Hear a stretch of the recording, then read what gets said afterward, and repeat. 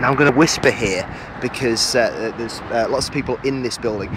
This was the Chemist, still is the Chemist, and I used to come here with my family if we never needed medicine or anything like that.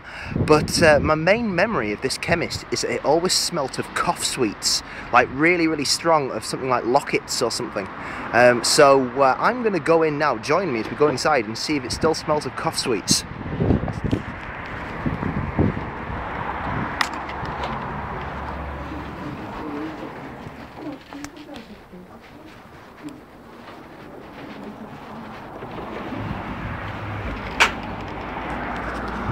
It doesn't smell of cough sweets anymore. They've obviously had a bit of a makeover in there.